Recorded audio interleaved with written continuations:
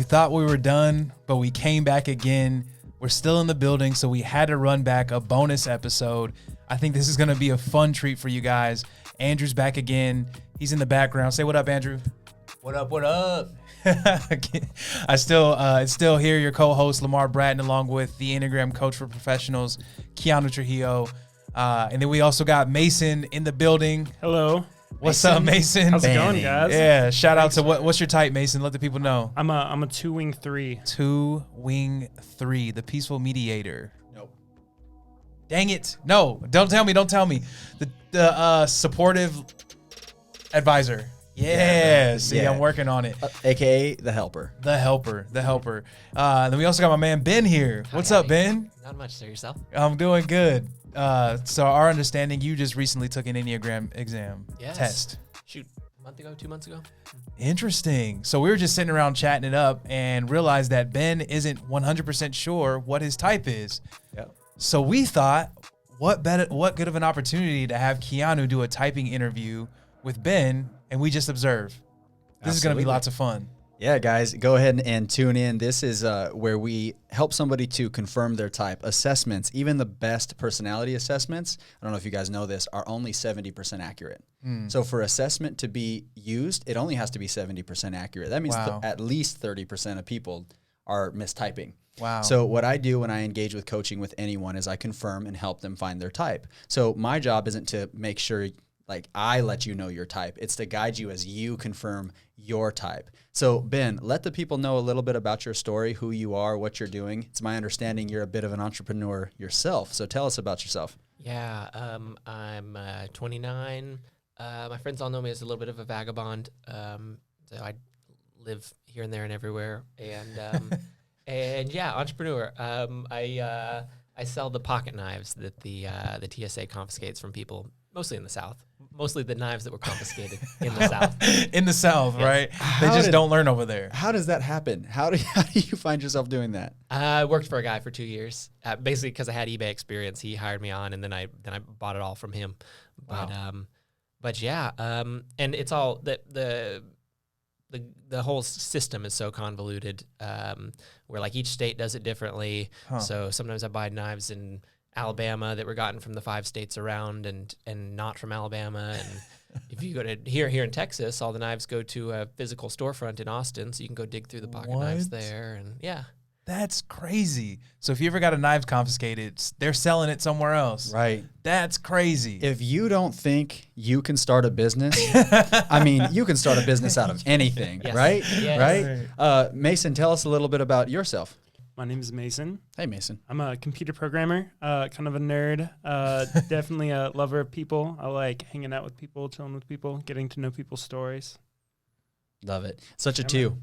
Very, very 2. I've realized through my whole Enneagram process that everything I do is kind of centered around people. Like I'm a programmer, but I got into it through my connections. I got into it from people I knew, and like everything I do is kind of centered around like being with people, being around people, helping people out. Like Yeah. Very others focused. Yeah, for sure. Love it. Well, let's jump on into it, Ben. I have your results here in front of me. All right. And for those that are watching on YouTube, you can see these results. Your top score that the assessment identified you as was a type 7 at 80%, but your type 9 was at 83%. But you shared with me that you tested as a type 5 at one point as well, right? I didn't test as a type 5. Okay. Andrew and I were in the U-Haul moving him here to Dallas. Got it. And Andrew played your podcast with the Benham brothers. Yeah.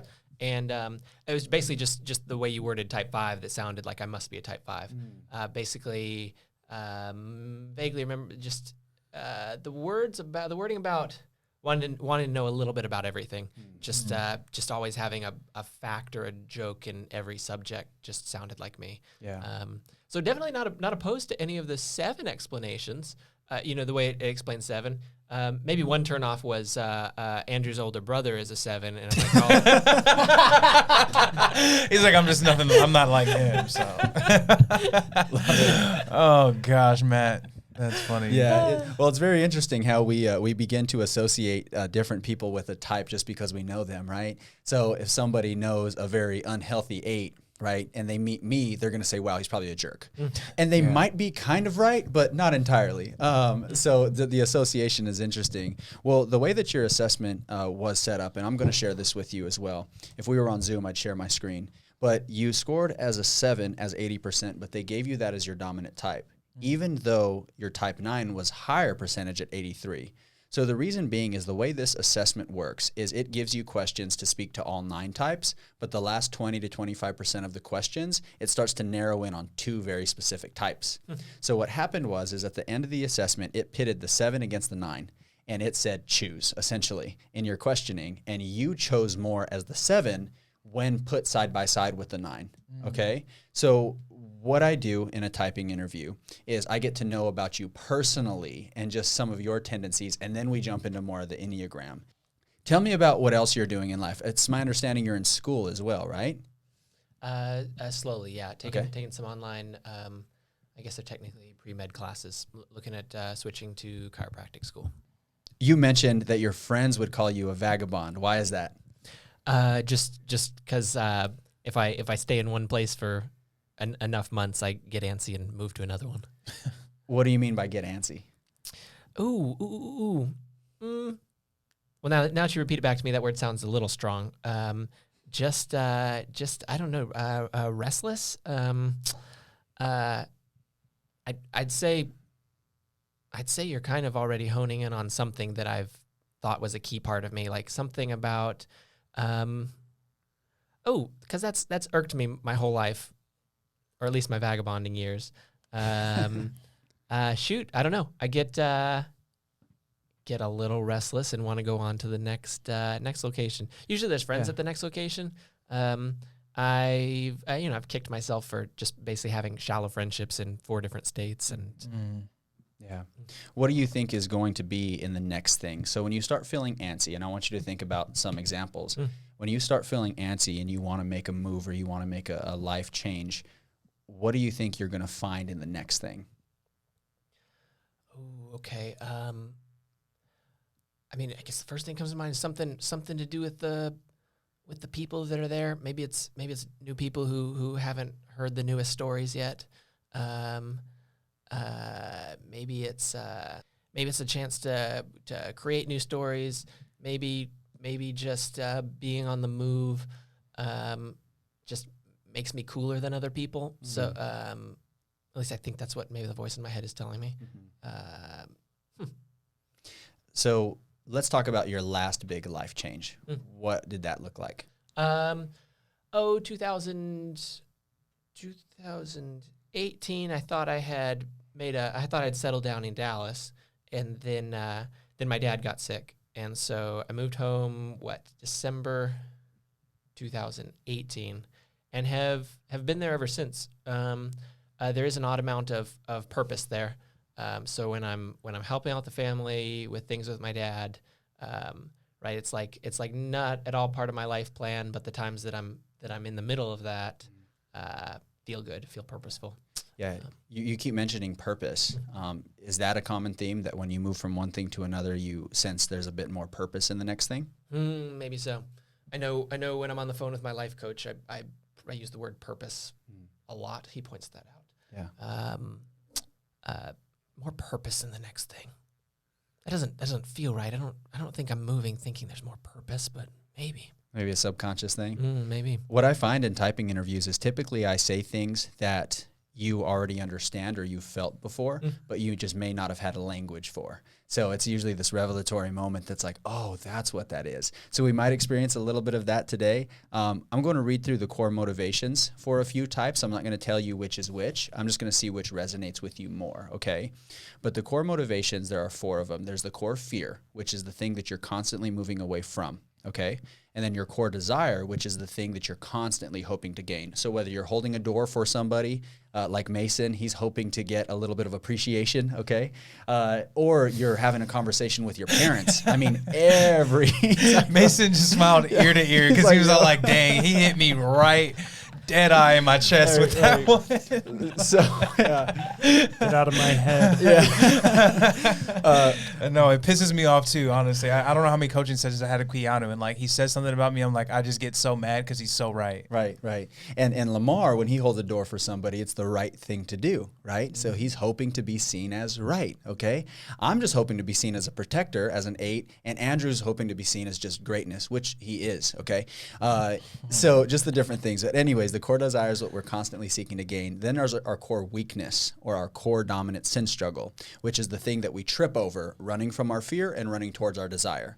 Then there's our core longing, which is the thing that our soul and our life longs for. But it's the thing that only Christ can satisfy. So those are the 4 core motivations. We're going to start with some core fears, okay? I'm going to read them, and you let me know which one resonates with you more, all right? The first one is being in conflict, tension, or discord, feeling shut out and overlooked, losing connection and relationship with others. How does that core fear resonate with you? 5 out of 10, 4 out of 10. Okay. Moving on. Being deprived, trapped in emotional pain, limited or bored, missing out on something fun. Definitely more. 7 or 8 out of 10. Okay. Tell me about dealing with and processing emotions. So when you're sad or you're kind of down, how do you usually process those, if at all? Like in such a way that it's hard to answer your question. I'm not sure. So some form of ignoring or squelching or thinking it's like irrational. Like I should just get back to feeling good. Yeah. So being trapped in emotional pain or having to face those emotions, it almost feels like I need to move away from that. Yeah. Okay. I'm going to touch on one more just to get a little bit of insight. This is a different type. Being annihilated, invaded, or not existing, being thought incapable or ignorant, having obligations placed upon you or your energy being completely depleted. Maybe 4 out of 10. Okay. So in order, I listed the core fear of the 9, the core fear of the 7, which was the 8 out of 10, and the core fear of the 5. Okay. So staying on that a little bit more on the core motivations, let's talk about core desire. Do you have a desire to be happy, fully satisfied, and content, or have inner stability and peace of mind? Those feel pretty equal. Happy, satisfied, content, inner stability, peace of mind. Inner stability, peace of mind wins. Okay. Why is that? Oh, something about the fear of it. I can be okay if I'm not happy. I get the impression that I'm more scared of being unstable, being not at peace. Can I ask a question? Of course. What is like being unstable and like not at peace look like for you? I'm a believer, but I made a big error in February and took some ayahuasca down in South America. So basically, enlightenment guru jungle drugs. Oh, I was like, what is that? Yeah. So like definitely ever since then, just being unstable is just being just like, it's just weird. Apparently they reacted with me much more poorly than most people. So it's followed by quite a few months of just what I would just call instability. Just hard to explain why I knew as a fact the universe wasn't right, and didn't understand how I used to know the universe was right, and how all the people around me knew the universe was right when I knew the universe wasn't right. So that'd be the biggest fear, most recent. Maybe that's why instability stands out. I just spent months wanting peace. Didn't need to feel happy. Just wanted peace. Because it felt like almost like a setback. So it was kind of trying to get back to even. Oh yeah, anything to get back to even. Yeah. I want to ask a little bit, if you will, and this is great. Thank you for sharing this as well. What led to you experimenting with that? What were you kind of hoping to gain from that experience? Like for me,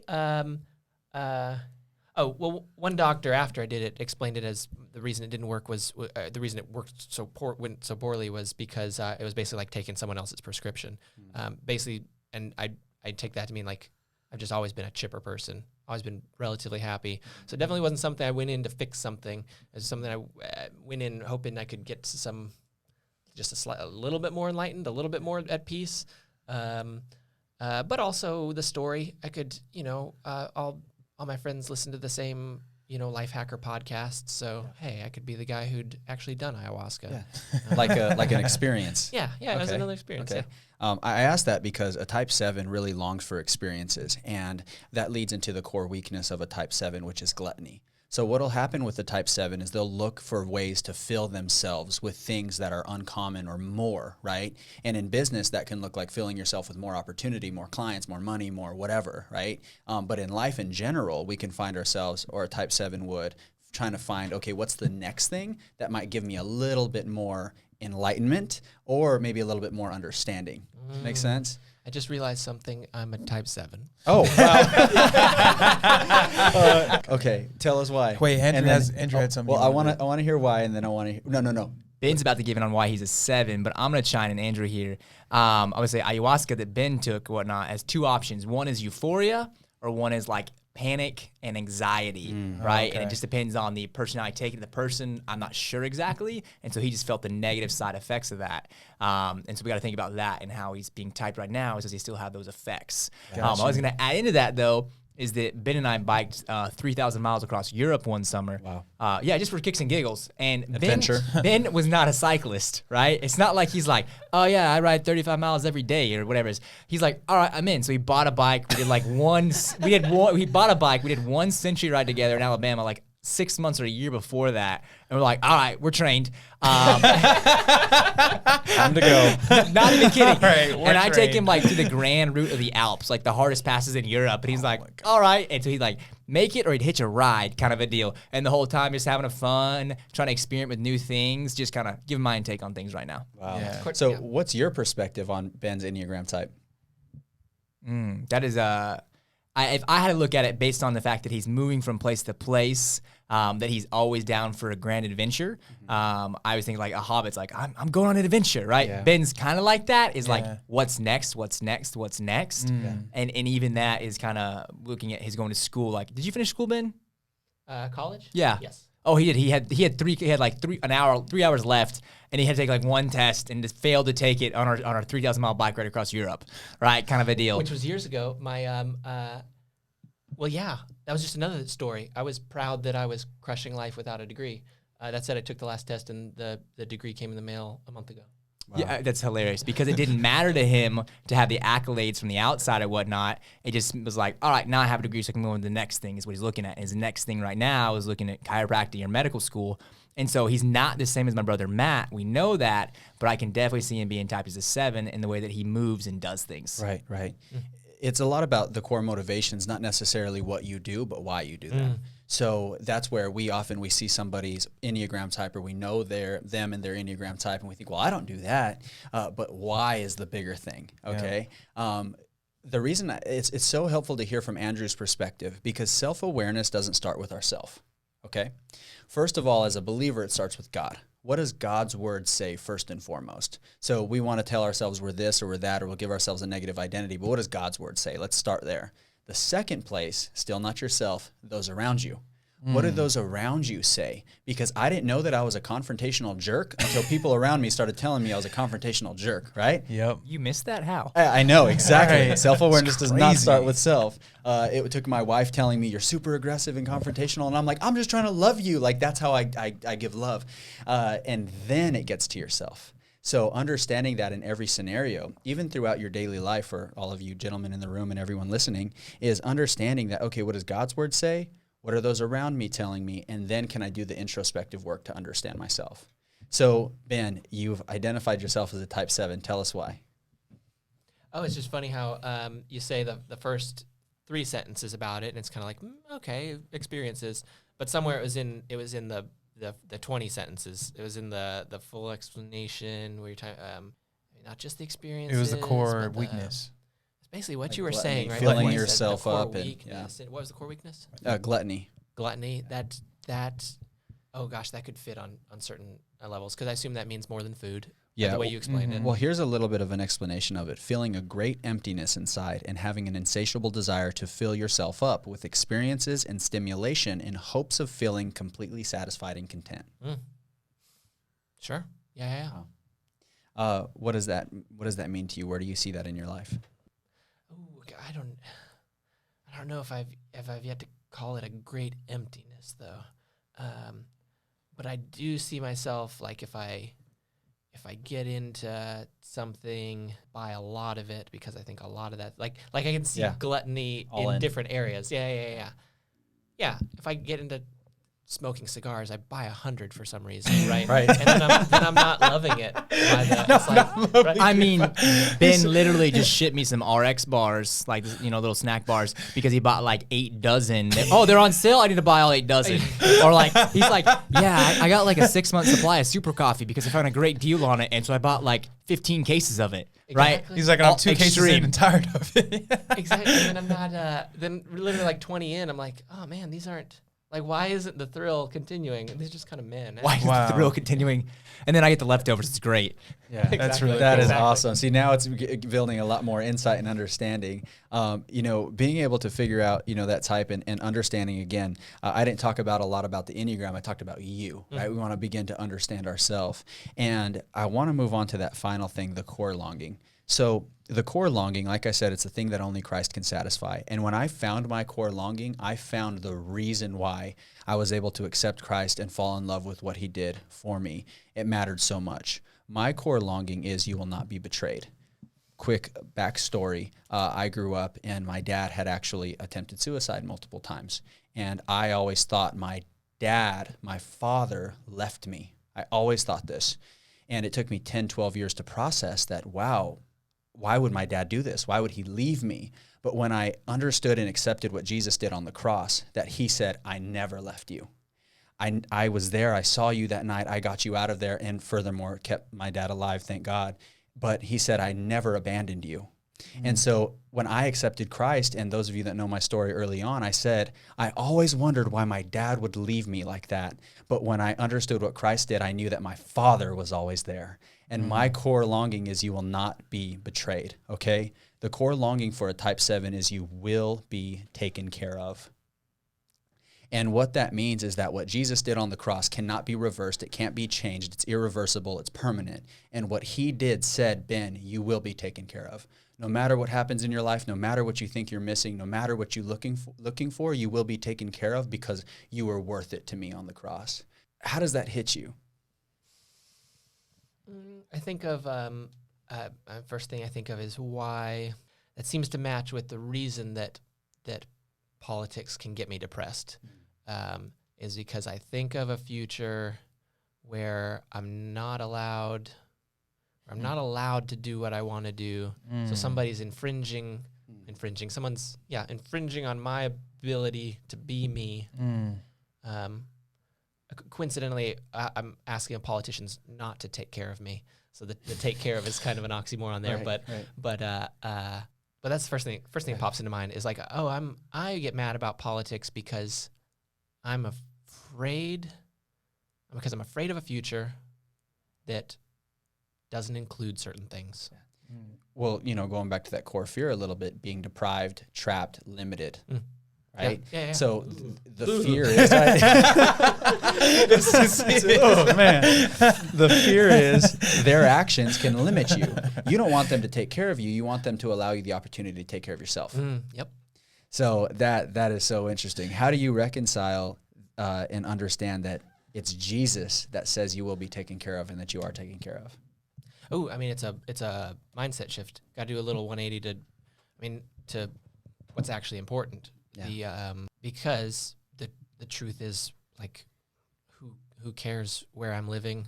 I mean, I do care. I can't get away from caring. Yeah, no, it's okay. But there's just some truth outside of my little mind that says I can be taken care of and content and at peace, even in just any sort of lack of freedom in a prison. Ooh, Yeah. that'd be a big fear for me.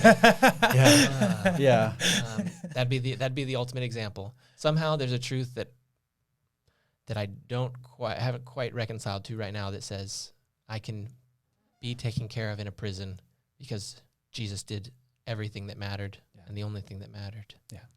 It's just finding contentment, knowing that it's not in what's next, it's what's now. And Jesus and what he's done is still now. Can I, Lamar, you yeah, something to say? I didn't want to interject, but well, you know, you always tell me this, Keanu, you always talk about like that core longing. When we try to pursue that core longing without the foundation of Christ, we end up creating exactly what we're trying to avoid in the first place. Right. Like when you're trying to make sure that you're taken care of in your own way, you end up doing things that push you in the opposite direction. Yeah. Like with your experience with how do you say that? Ayahuasca. Yeah. You were going for this experience thinking you'd be taken care of in euphoria. Oh, dang. And it did the exact opposite. Well, except I went in knowing they basically say you don't go for fun. It shows you your worst fears. Yeah. But you went in for an experience. I went in for an experience. Right. You went in for experience, and you got one. Yes. Experience and a story. Yeah. Experience. Yeah. Knowing. No, you're good. Go Knowing ahead. what you just said, so all Enneagram types are grouped into triads, and the 5, the 6, and the 7 are grouped in the anxiety or head triad, the thought triad.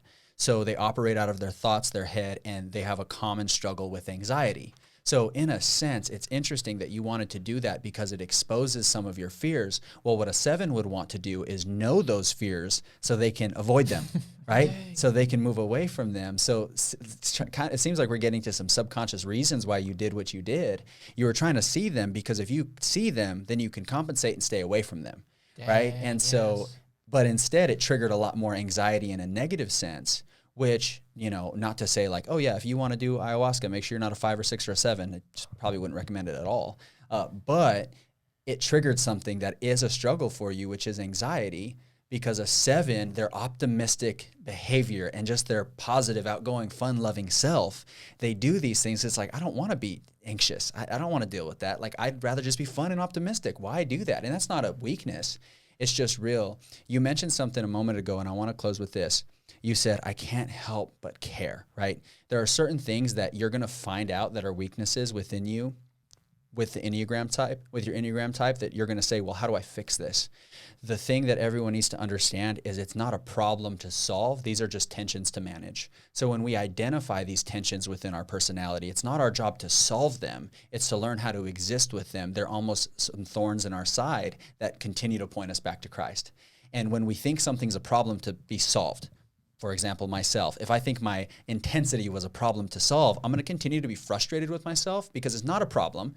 It's part of me. And when I learn how to understand that and leverage that, then I can continue to move into my fullness in my business, in my life, in my marriage.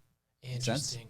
That's like so much in line with kind of like the kind of healer I want to be, like through chiropractics. Yeah. Is like you shouldn't ever think about just fixing your shoulder pain. Like manage all these tensions, get all the tensions right, and then you're somehow like a whole person through a lot of correct and even tensions. Yes, yes, because you can't get rid of them, right? Yeah, well, you can't just stretch it out. Exactly. Just in the shoulder area. You got to fix it with your other shoulder and with your posture. And Well, that's such a great example. Thank you for that, because I know, having worked with chiropractors for many years, that you can have a lot of issues that have nothing to do with your spine, but they stem from your spine. Yes. So in the same way in our personality, you have issues going on that have nothing to do with that issue. It stems from something that's more central. Wow. It's so cool. Wow. It's so cool. Guys, this was awesome. If you guys are listening to this on podcast, like, you have to go and check in on the YouTube video, because just to see the reactions and like the aha moments happening here, it's amazing to observe. Absolutely. Well, guys, Ben, thank you for letting us do a typing interview live. Thank you. Thank you for being vulnerable. Thank you for sharing. Ben, give us feedback. What was that like for you? Like when you finally like triggered, like, oh crap, like what was going through your mind? Oh goodness, it it somehow just ties into like who I am. Like for some reason, the vulnerability and just hashing things out and just like overanalyzing things is something I love to do. So this was a thrill, even despite the vulnerability or the scary things. Yeah. Oh, it's almost like a coaching session, right? Like I walk away going like, I knew all that. Keanu didn't help me. What did Keanu have to do with that? Oh, well, actually, he just like showed me things that I already knew but didn't know. Right. Well, I had something that I'd always said in leadership, and I still apply it to my business now. I'm not here to bring anything to you. I'm here to bring it out of you. Yes. Because the things that I bring to you, it's too easy to, I forget or I leave those behind. But the things that I bring out of you, you know that it wasn't for me. It's been there all along. Now you just know how to leverage it. Right? Well, everybody, thank you for listening into that. I hope that that was helpful. If you're interested in getting a typing interview, Ben, would you recommend this to other people? I would first of all, recommend this to other people. I recommend this to everybody. Thank you. Wow, I'm so honored. If you're interested in scheduling and purchasing a typing interview where we can sit down and help you identify your type, you can find that at truestrategy.info. Go to the book online tab and you can book a one-on-one typing interview there to have this kind of insight as well. I'd love to help you out with that. But guys, thank you again. Lamar, closing words for our friends? Yeah, man, that was dope. This was the first time I've actually got to see the typing interview happen from a third person perspective. It just kind of brought me back to my first experience. It's really cool. It's really fun. Yeah, it's so awesome to see those light bulb moments, just to bring that insight and understand. And it's just, it's like when the scales fell off of Paul's eyes and all of a sudden you see the world just differently. Well, all right, guys, this has been another episode, More Than Numbers, Enneagram for Entrepreneurs. I hope you enjoyed it as much as we did. Give us a subscribe, a rating, and a review, and share this with a friend, somebody that it might be helpful for. We love you. We appreciate you. See you guys next time. Peace.